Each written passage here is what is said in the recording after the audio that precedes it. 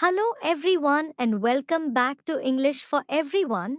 Today I am going to teach you 20 of the most common English idioms with definitions and examples. Of course, these are really going to help you bring your English to the next level and help you sound more like a native. A dime a dozen. If something is a dime a dozen, it's common, easy to come by, or not of much value. You can get a dozen of them for just 10 cents. Fitness YouTubers are a dime a dozen these days. A slap on the wrist. A slap on the wrist is a mild or inconsequential punishment, especially when a more severe punishment is warranted. The company had to pay a fine after causing the oil spill, a slap on the wrist. All Greek to me. I thought I was going to understand German after studying it for years, but once I was in Berlin, it was all Greek to me. I didn't understand a word of it. When something is all Greek to you, you can't understand what is being said. A bird in the hand is worth two in the bush. This is one of the many common English idioms that are intuitive when you break it down. It typically stands alone and means that it's better to keep something you already have than it is to risk it by trying to get something better. At the drop of a hat. If something's done at the drop of a hat, it means it was done quickly, without hesitation. My friend John, for example, will start singing at the drop of a hat. The phrase has its roots in the 19th century when the drop of a hat was used to signify the start of a fight or race. Barking up the wrong tree. If you're barking up the wrong tree, you're wrong or mistaken about something. When I ask a coworker if I can take Friday off, he might tell me that I'm barking up the wrong tree. He doesn't have the authority to give me a day off. I'd need to ask my manager instead. To be behind the eight ball. If you're behind the eight ball, you're at a disadvantage or in trouble. I'm really behind the eight ball. My project is due in 2 days and I haven't even started it.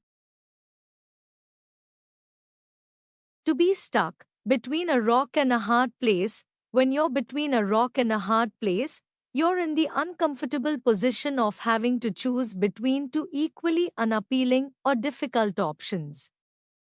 If, for example, you hate your job but don't want to quit because you'd lose your insurance, you're stuck between a rock and a hard place.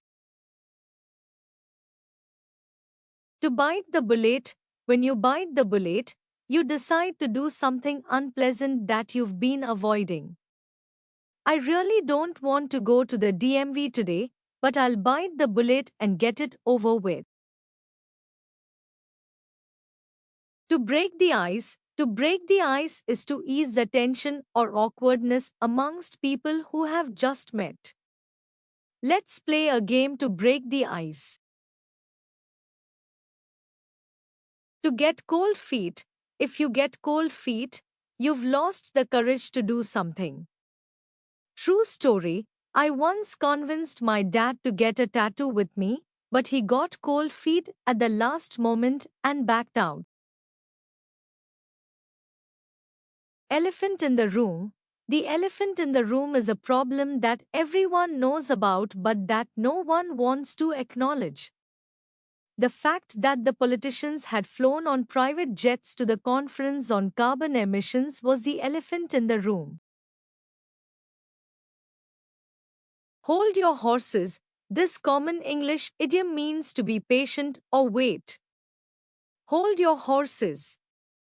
I'm not ready to go yet. To think outside the box.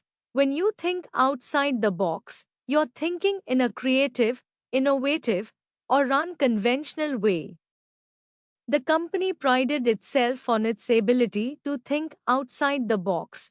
But in reality, it was just recycling a decades-old idea.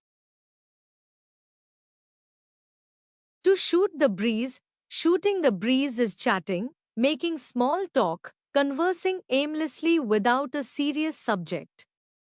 The two old friends sat on the porch and shot the breeze. To be a piece of cake, when something is a piece of cake, it's super easy. The homework assignment was a piece of cake. Once in a blue moon, when something happens once in a blue moon, it happens rarely. This is a once in a blue moon opportunity.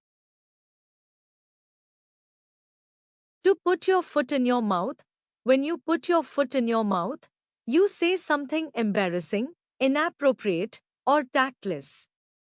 I shouldn't have mentioned that. I really put my foot in my mouth.